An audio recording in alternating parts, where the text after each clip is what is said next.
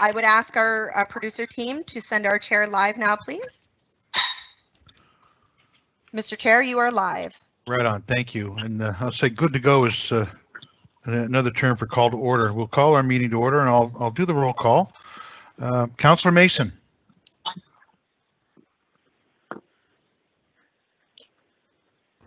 Councillor Mason. There we go. Sorry. Hi. Yes, Mr. Chair, I'm here. Just slightly slow on the unmute. Not a problem. That's we're all a little slow on the unmute.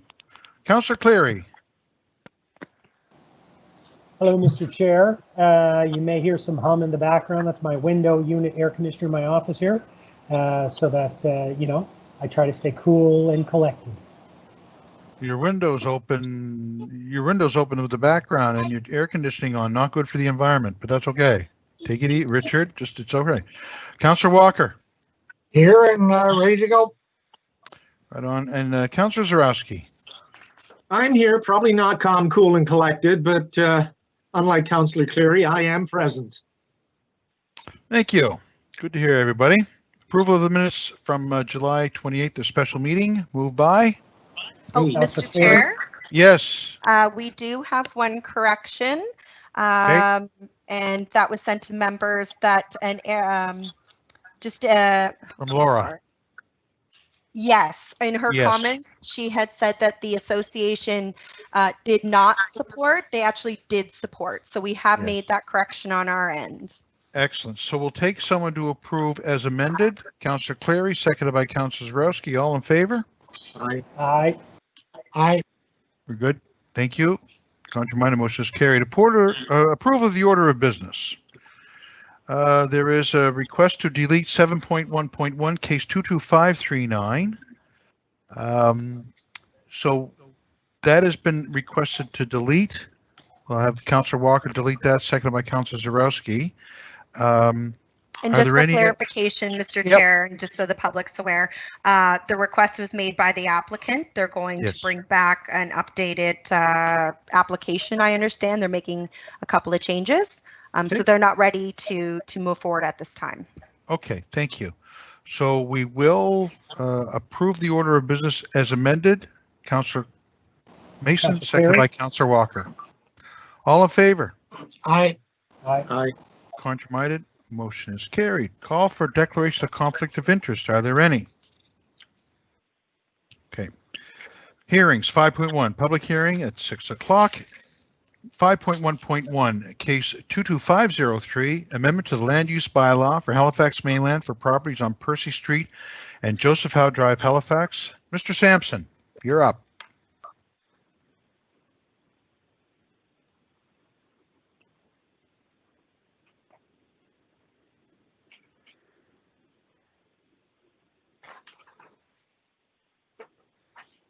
Beautiful.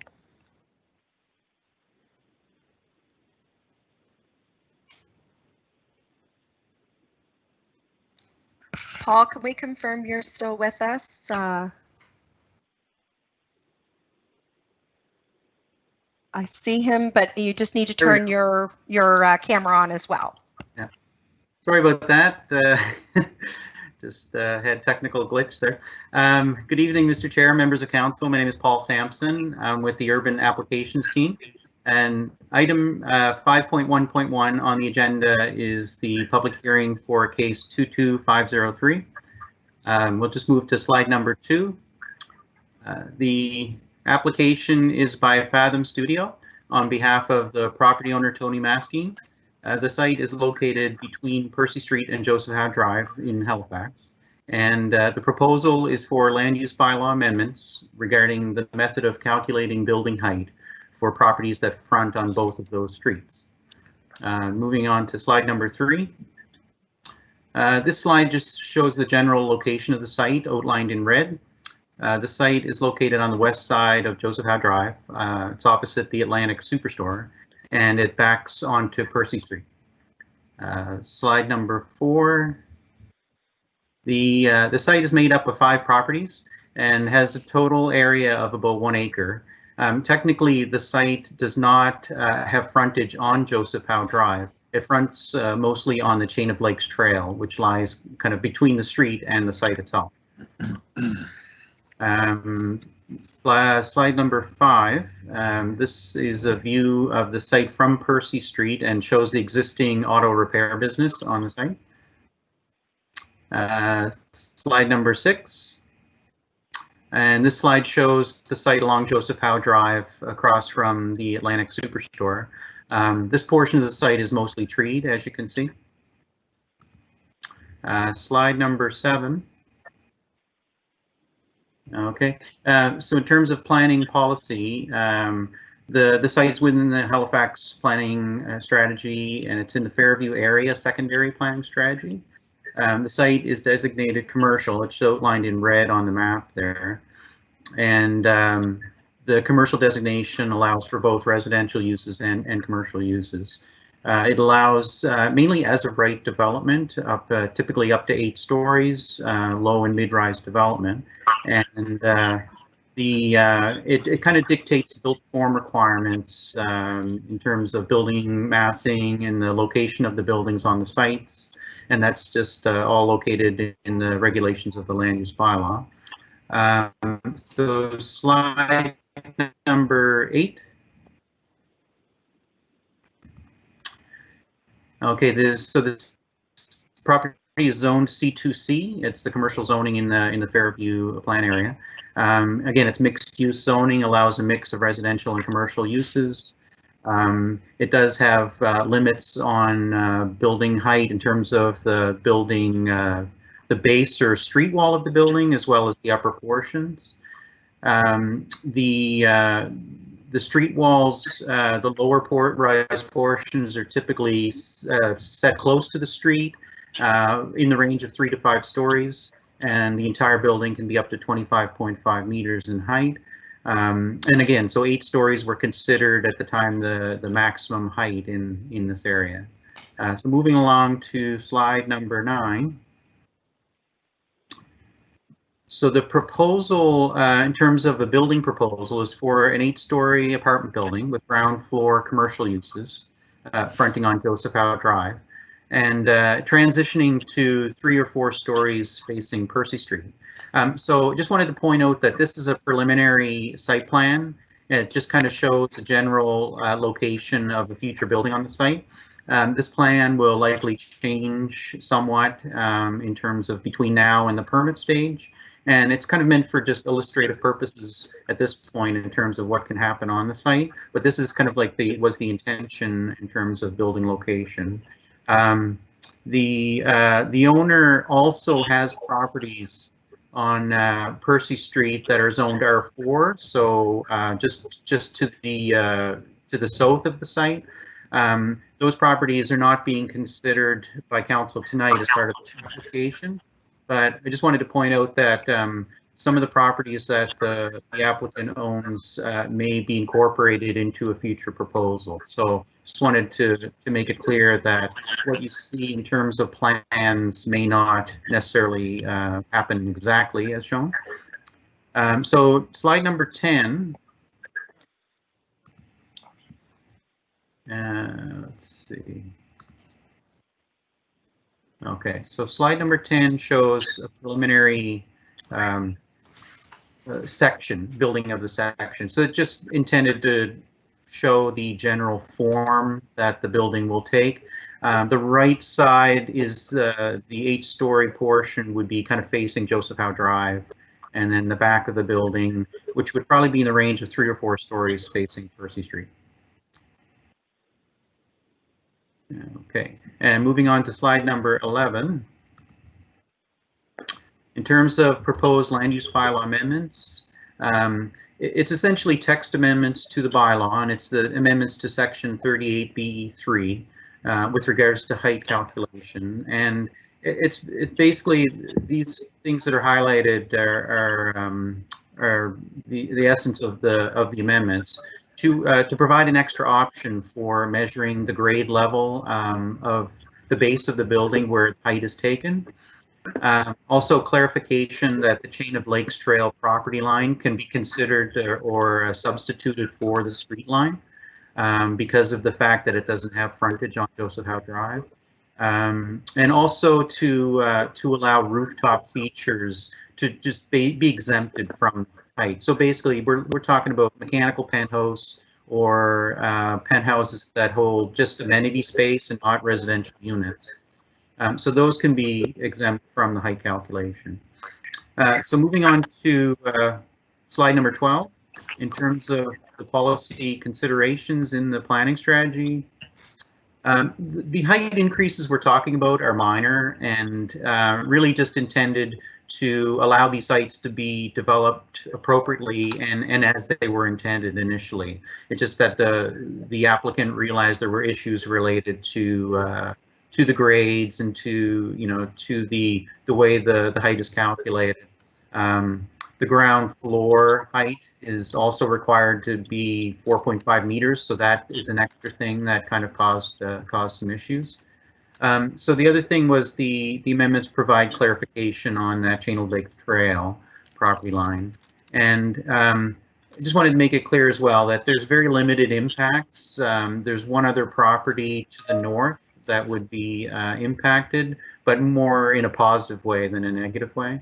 And there's been no issues identified with regards to servicing the site and driveway access and things like that. So moving on to slide 13.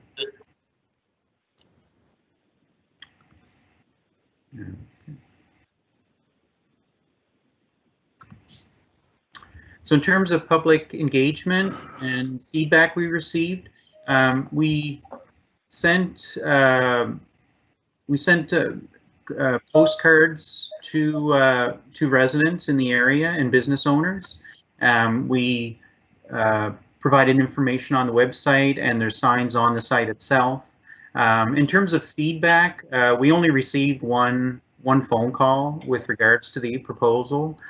We did mail out 125 postcards, and in terms of, there's been a fair number of visits to our website to look at the information on our website. So just moving on to slide number 14, in terms of staff recommendation, we recommend that council approve the proposed amendments to the bylaw, and those are located in attachment A of the staff report. Thank you, Mr. Chair. Beautiful. Thank you, Paul. Would there be anyone wishing to ask questions of Mr. Sampson? Councillor Zarowski? Thank you, Mr. Chair. Thank you, Mr. Sampson, for your presentation. Just have one concerning the Chain of Lakes Trail.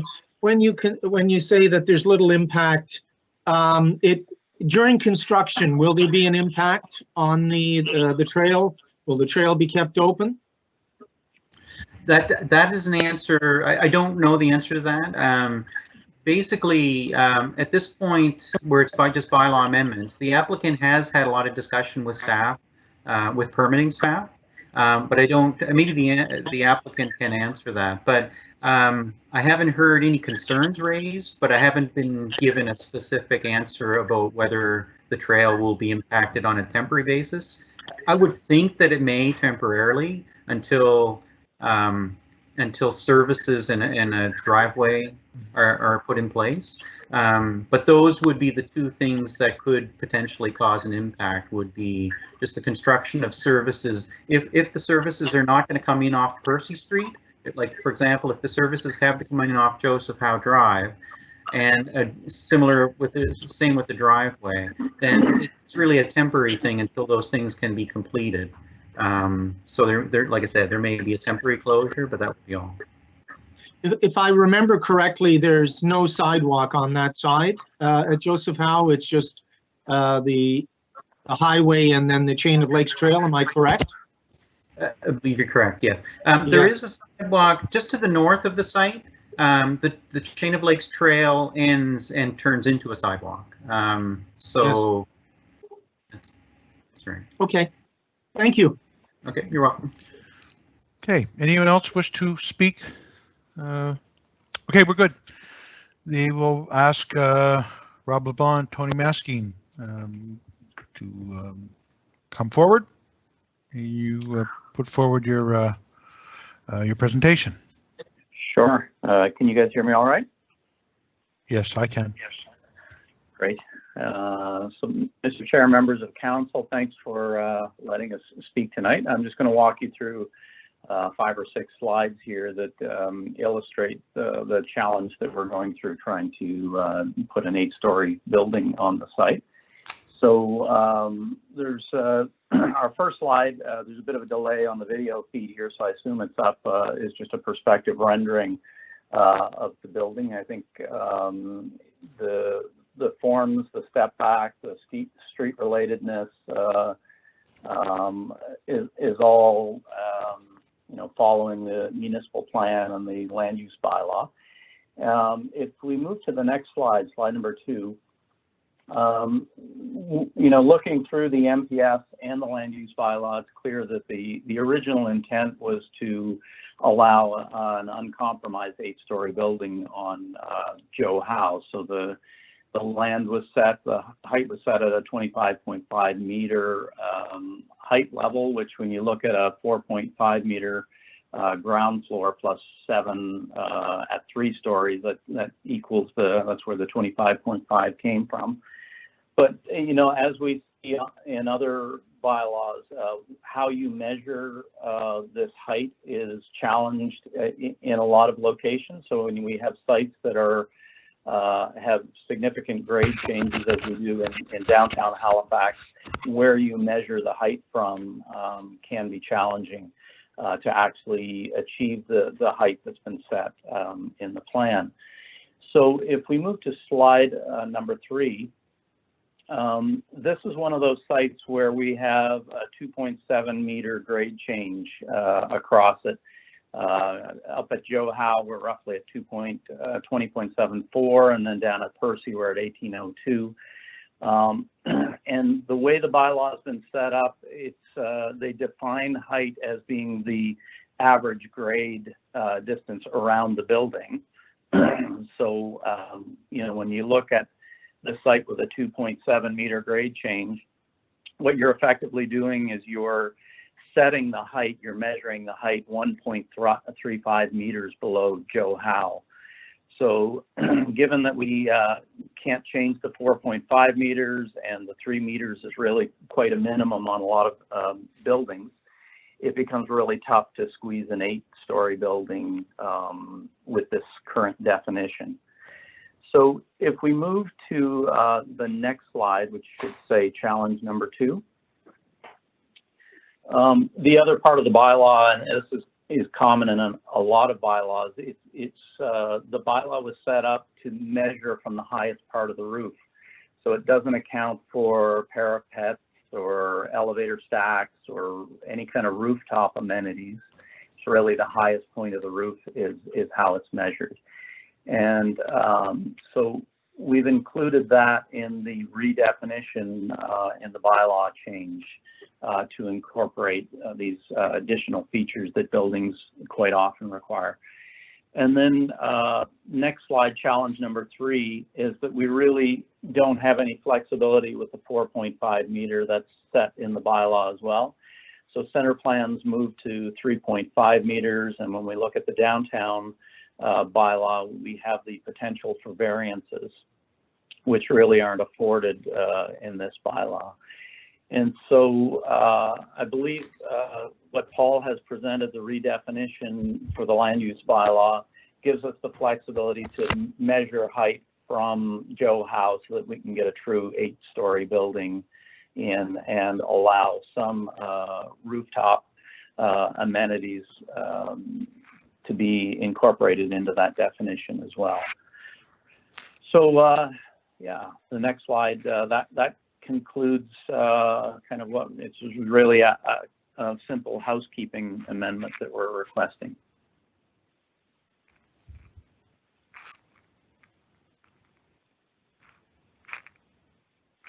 So I'm open for any questions. Okay. Are there any questions from, okay, Councillor Zarowski? No questions on my end, sir. I'm sorry. Okay, the previous one. Any other members of council have any questions? Okay, we're good.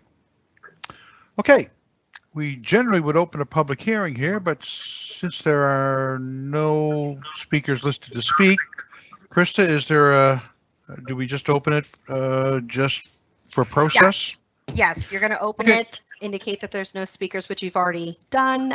Now we just need a motion to close. Okay, so we'll open the moved public to hearing. close. It's now closed by Councillor Walker. There are no speakers for the record. Councillor Zarowski seconds. All in favor? Aye. Councillor Aye. Mason, you good? Okay, good. And all opposed? Motion is carried. And I'd say, Mr. Chair, Krista- I had my thumbs up, but I forgot Oh. my camera was off. yeah, but I apologize. it's your I'm good. your ESP man. I could tell, but thank you. Okay, so 4-0, actually with my vote.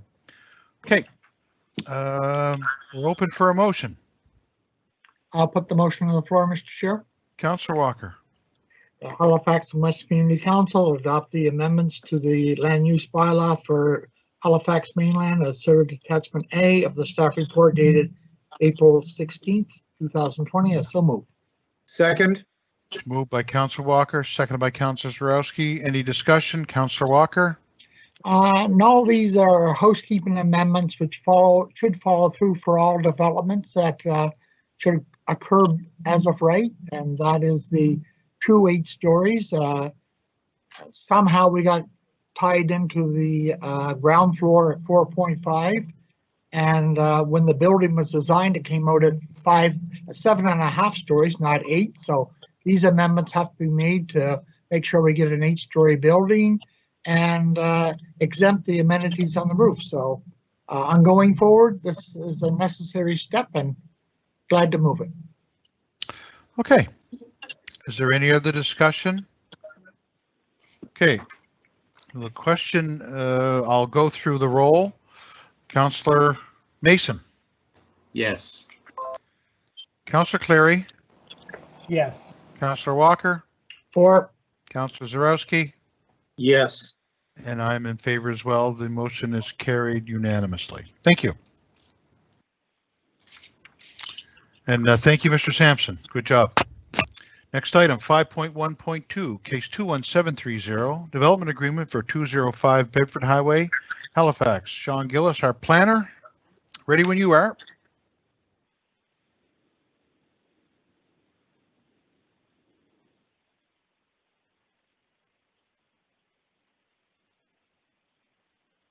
Mr. Chair, I'm not sure if Sean has their camera.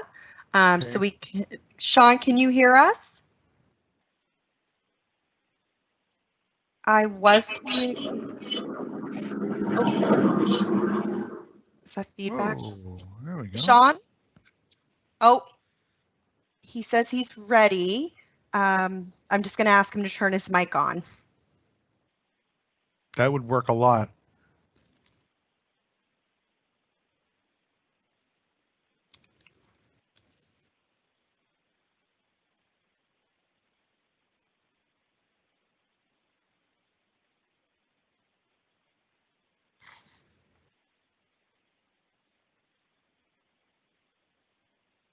Oh, he's indicating that he may need to call in. He does have the conference line, so just if you bear with us. Sure.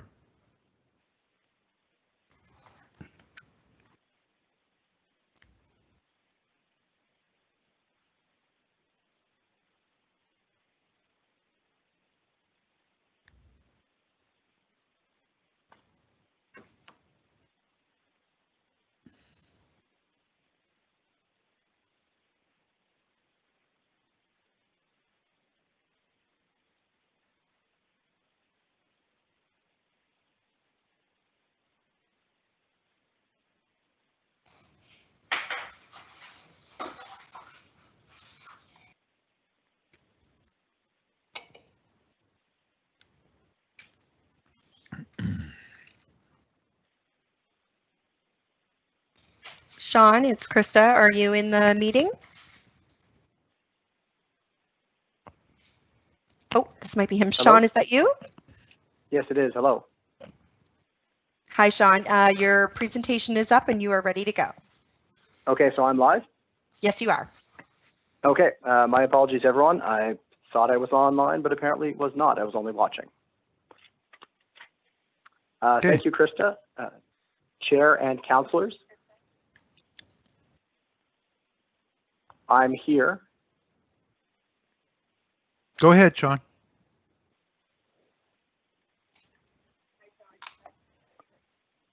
Sean, if you just want to pull up your presentation on your end, we'll follow along. You just indicate which slide you're on. Okay, so I'm on slide 1 right now. Okay, so you can go ahead and give your presentation. Okay, I'll start the presentation. Sorry, there's a lag on my end, so I'm hearing everything 10 seconds later. Okay. All right, so this is the public hearing staff presentation for case 21730, which is a development agreement for property at 205 Bedford Highway. Next slide, please.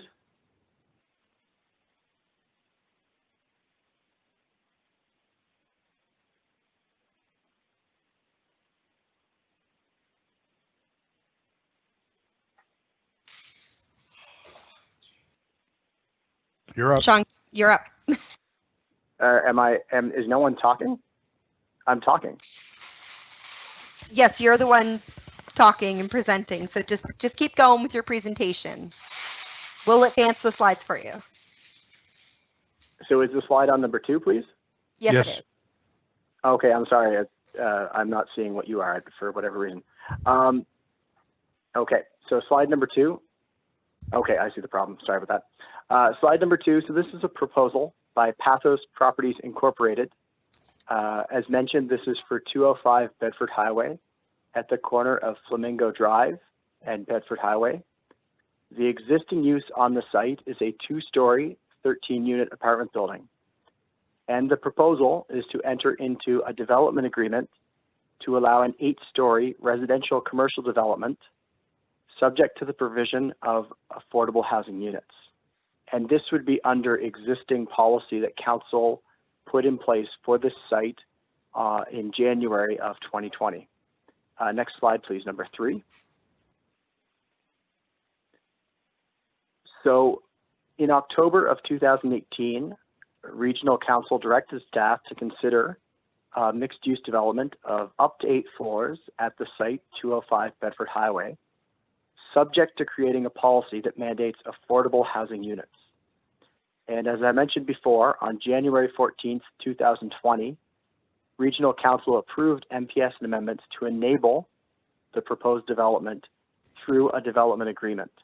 And it's important to point out that the policy that was approved requires that affordable housing units be provided to allow an 8-story development. Slide number 4, please. Slide number 4 shows the site context at Bedford Highway and Flamingo Drive, and this is kind of a regional level. So you can see that the site is on a major route into the peninsula of Halifax, connecting Bedford and Clayton Park, Rockingham to the central city. Slide number 5, please. So zoomed in on the site context, we can see the site is Flamingo Drive and Bedford Highway, and it's within the Rockingham neighborhood. At the bottom of the screen, you can just see a little bit of Mount St. Vincent University. And next to the site is the Bedford Basin and the Rockingham Rail Yard. Slide number 6, please. So the existing planning policy designates the property as minor commercial. And as mentioned before, in January of this year, Regional Council adopted site-specific policy to permit an 8-story residential commercial building by development agreement. So in essence, the site-specific policy overrides the existing zoning and the existing policy on the site to allow this specific development. And the existing policy, which council has put in place, is what we consider the development agreement against today. Slide number 7, please. So in terms of the land use regulations on the site, the current zoning is C2A, minor commercial, which would allow a mix of commercial uses and some residential uses up to 50 feet in height.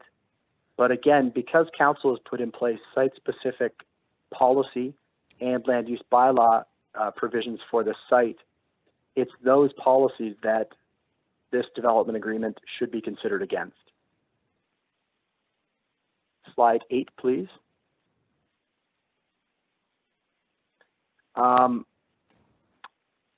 This should be public engagement feedback slide. So the level of engagement completed was consultation. It was a standard outreach. We had a web page. There was signs on the property, and there's a public information meeting held on February 4th, 2019. And at a high level, the feedback from the public meeting included that there was a lot of support for affordable housing, especially if mandated. There was some support for the building design, but some concern about the size of the building. And there were concerns about current and future traffic volumes at a busy intersection coming into the core of the city. Next slide, please.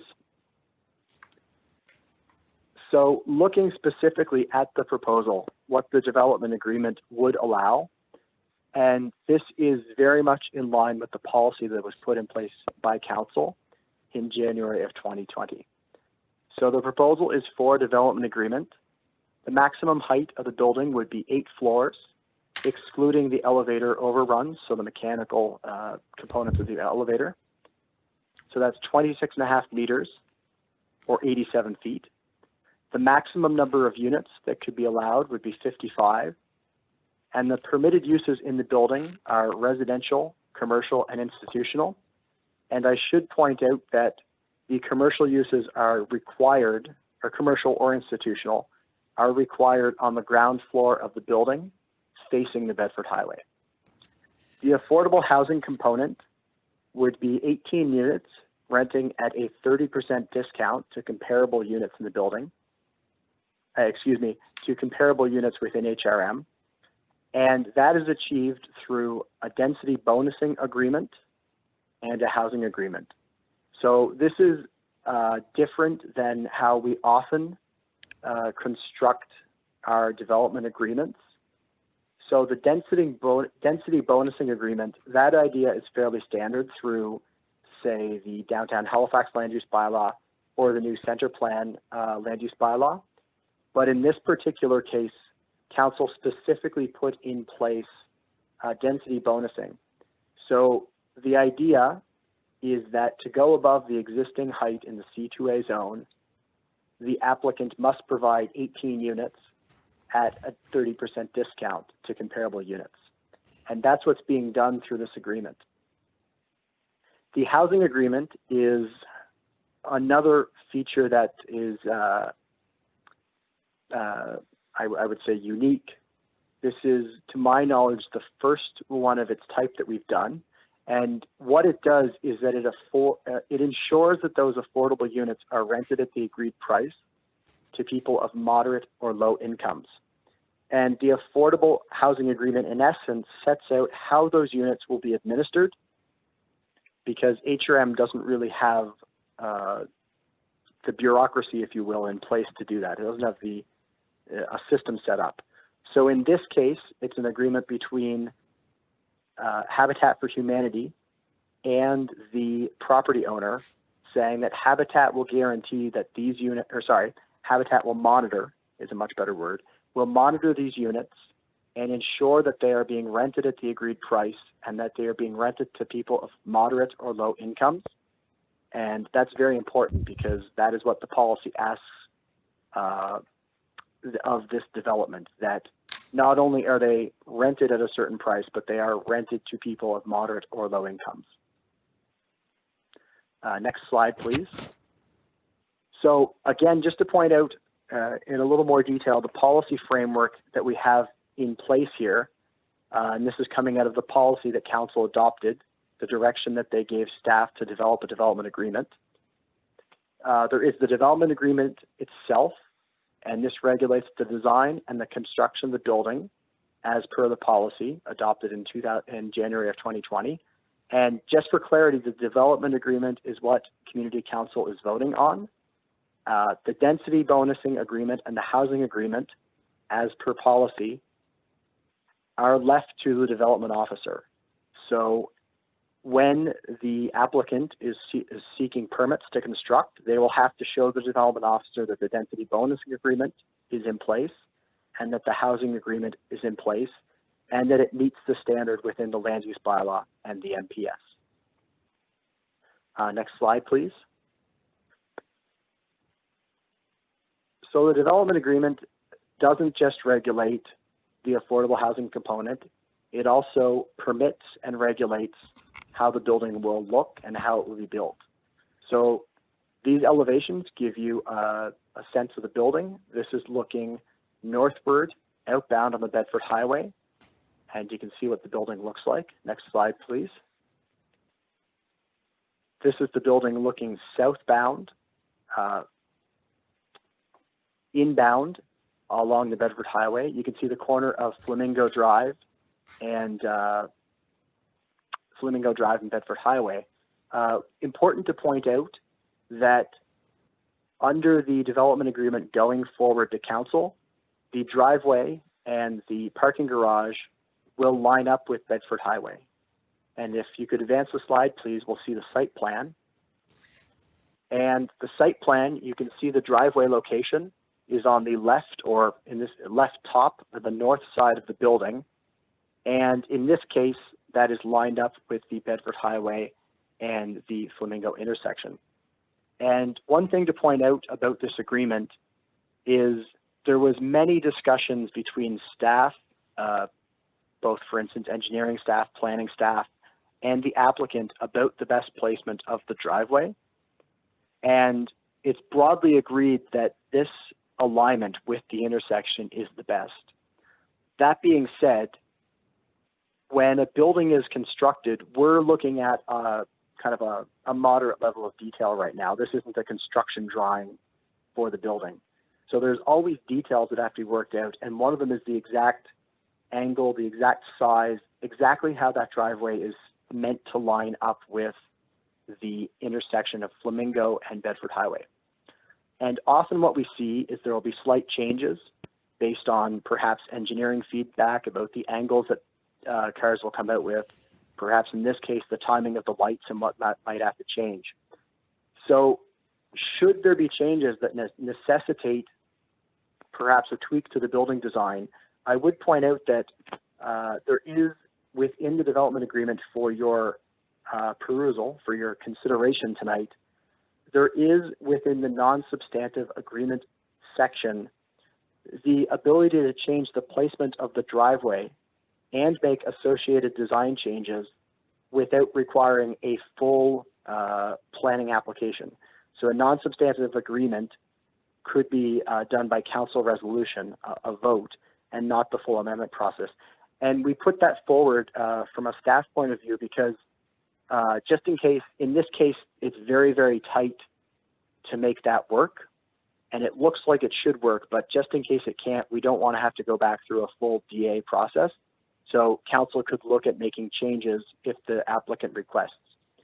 Also, a little different than our standard development agreement, for other non-substantive amendments, we've included the option in the proposed development agreement for changes to amenity space or parking ratios also as non-substantive amendment. And those three things that we just discussed generally aren't non-substantive. Staff recommends that. We think it's a better option, but just pointing it out that it's different than what you often see. So want to make sure that council's aware of how we've done that. So the actual mechanics of the development agreement, we have regulating the building. We do that through the site plan that you're seeing, which is attached to the schedule. And we do that also through the text of the agreement. And we do it through the elevations that are attached. So in this case, the building that you're seeing that we've just looked at is very much what you'll get on the ground. So the DA is very specific about many things about the building because it's in the site plan and in the elevations. Also very important, just to remind again, is that in this case, we also have a number of different not amendments, but we have a number of different attachments, agreements, if you will, agreements is the best word, to regulate the housing and to regulate the density bonus. And staff, working with our legal department and working with our development officers, we very much feel that this is the best way to meet council's policy intent of using the density bonus to require affordable housing and to regulate how it's rented as we go forward.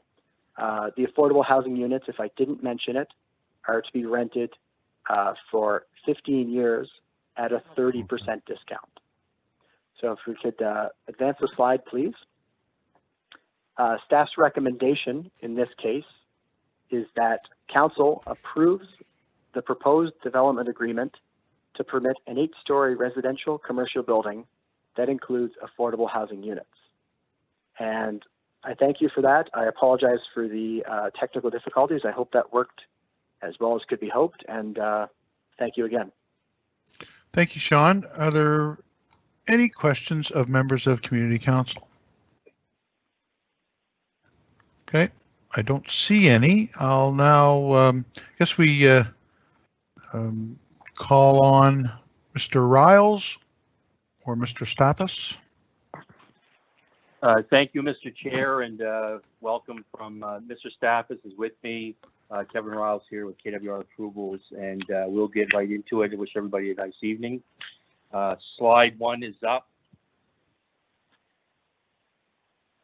And basically, Rockland's in the basin. I'm not going to repeat what Mr. Gillis said, so we'll go to the next slide, which is this location map. We'll continue. Next slide just shows the existing building that Mr. Gillis had mentioned. The next slide shows the team that worked on the project. The next slide, which council's seen, is just some background on this property. As everyone is aware, the affordable housing is a key component. The next slide, I'll just take a brief time to discuss. Summary of the Rocklands. Mr. Chair, do you have that slide up? Summary of the Rocklands? Great, thank you. So as discussed, it's 8 stories. It'll be 55 units with ground floor commercial, 55 total residential units. It's on 15,400 square feet, slightly less than a third of an acre. 18 of those units would be 30% below market value for 15 years. And that represents really an unprecedented 32.7% of the total units. The public amenity space or total saved by this would be 1,252,800 over those 15 years. 54% lot coverage. The quality of the building itself, being brand new, would be 14 million. There's underground parking. One thing that Sean brought up and that Mr. Stappas will bring up in a little bit is some positive news is that Mr. Stappas and his family have purchased the Asian grocery, which is next door. And why that's important is the entrance that we had proposed was receiving HRM approval, but now what it allows for is an ideal entrance directly across from Flamingo, signalized. So it allows that wonderful cross pattern where you come straight in, you come straight out. So the entrance will be modified now with the purchase of the Asian grocery. And that's changed from the regional council presentation. So that purchase happened over the last month or so. So that will even improve that access coming in and off the Bedford Highway and directly across from Flamingo. And just wrapping up, Mr. Chair, all the studies that we've prepared over the last 3.5 years were positive, and you've seen the designs from Mr. Gillis. So that's my presentation. If there's any questions, happy to answer them, and Mr. Stappas is here for a few comments. And just want to conclude by thanking Community Council, particularly Council Walker, that's been with this project for a lot of years, and for staff for a lot of work on the project. Thank you very much. Thank you, Mr. Riles. Are there any? I don't see any questions. Mr. Stappas, were you going to say a few words? Yes. Good evening, Mr. Chair, councilors, and staff. I just wanted to. The presenters have already pretty much covered everything that I would like to say. I just wanted to mention that the Asian market was not in the cards about 6 months ago when we had the meeting in January 14th, but it kind of came into fruition pleasantly for the driveway's sake. And it's something that's very positive for the traffic flow and the alignment of the driveway, as Mr. Riles mentioned. So we're very excited about that because that takes care of an issue that we were all concerned of. I wanted to as well thank all the councillors for their participation. Councillor Walker especially for being with us from the beginning on the affordable housing journey, if you will, and his great work along the way. I would like to also say a sincere thank you and appreciation to staff for their hard work to this project, because there was a lot of things they had to do differently, being the first one on the peninsula. And so thank you to them. My family, who's put up with me for the last 4 years with going through the process. And I look forward to moving towards permits and getting our project developed with your support and help. Kindly, again, thank you so much to everybody, and have a fantastic evening. And if there's any questions and or concerns, we'd definitely like to answer them. Okay, I don't see any questions. However, we will open the public hearing. There is one speaker. I don't know if we have to go over the rules for a public hearing, some minor ones, if you will. You have 5 minutes. This is not a debate, not a back and forth. And if you have any questions, you can put them through the chair.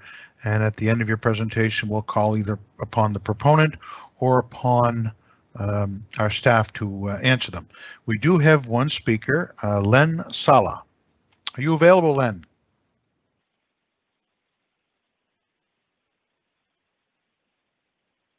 Len Sala. Krista, do you know if the speaker's available or if they've made initial contact? They have not made initial contact with me. I will just confirm that they're on. Len, if you are on the call and can hear us, to unmute your phone, you press *6.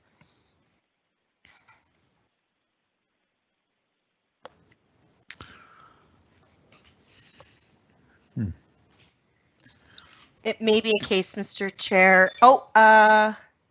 And they're just confirming, our producers have confirmed that that individual is not in this meeting. So No. it may be the case that they've signed up, but Chosen not to speak. possibly, yes. So this is the first for this. It's legal. Meg, is legal available just to give us a okay to proceed?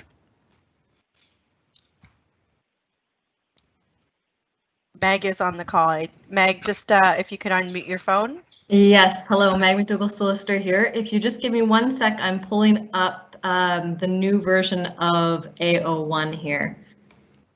Just make sure that it does not speak to any of this issue.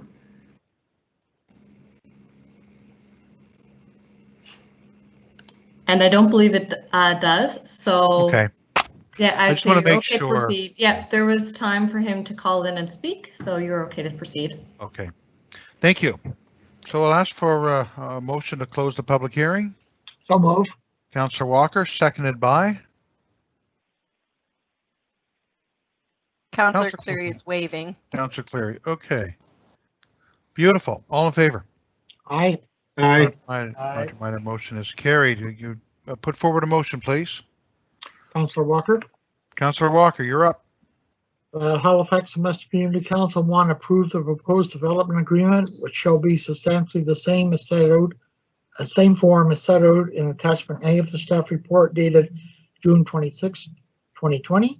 And 2, required the development agreement be signed by the property owner within 180 days, or an extension thereof granted by Community Council and the request of the property owner from the date of final approval by Community Council and any other bodies necessary, including the original signed case 21730, development agreement 205 Bedford Highway, Halifax Community Council report 2, the June 8th, 2020, applicable appeal periods, whichever is later.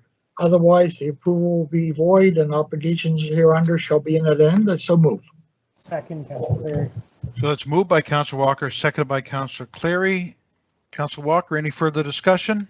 No, this has been a long road, and happy to see the moon and the stars all in alignment, and we're here today and moving the first affordable housing off the peninsula, and hopefully there'll be many more to come, and glad we're here. So if I ask for no further questions, you say no and then continue to talk, then that's not no. Just to clarify. Anyway, very well done. Any other members of Community Council wish to speak? Councillor Zarowski. Yes, I am, as always, concerned about waterfront properties being built, given the fact that things are accelerating as far as storms and ocean level rises. And I understand this conforms to the datum as laid out, 7.2 meters above mean sea level rise. I do worry that with everything accelerating that we're going to have issues with this. However, I just want it stated for the record that I am concerned about sea level rise. It is only some 60 odd meters away from the current shoreline, and in my assessment, it is at risk over the next 30 to 40 years to storms. We're going to have the worst storm year being projected right now, hurricane season by both Environment Canada and the National Weather Service. And we've just lost a huge chunk of ice up in Ellesmere Island, which means that the melt is continuing, and we really don't have a good handle on sea level rise and number of storms. That having been said, I'm encouraged by the affordable housing and the maximum use and effort that we've gone through to do this. And I'll keep my fingers crossed that Mother Nature doesn't have any ill intentions towards us. So I will be supporting it. Thank you. Thank you. Are there any other members of council who wish to speak? Okay. What are the wishes of council? Call for the question? Question. Beautiful. Councillor Mason, are you for or against? Or do you want to waive? Thumbs up for. Right on. Thank you. Councillor Clary. Yes. Councillor Walker. For. Councillor Zarowski. Yes. And I am in favor as well. Is Mr. Gillis still on the line? Yes, Mr. Chair. Yo, very good job. I know these are trying times with the way these are set up, but you did a very good job. Thank you. Thank you. Yeah. Okay, next item, correspondence, petitions and delegations. First was correspondence. Krista? Yes, Mr. Chair, we have received correspondence for items 511 and 512. This correspondence has been distributed to all members of Halifax West Community Council. Okay, beautiful. Any petitions from members of Community Council? I see none. 7.1 has been, or 7.11 has been deleted. So the last item is adjournment. So moved. Wow, that was quick. Very good. Thank you, everybody. And everyone have yourself a great evening. Thank you. Thank you. Bye-bye. Bye. Thank you, Mr. Chair. Oh, my pleasure indeed.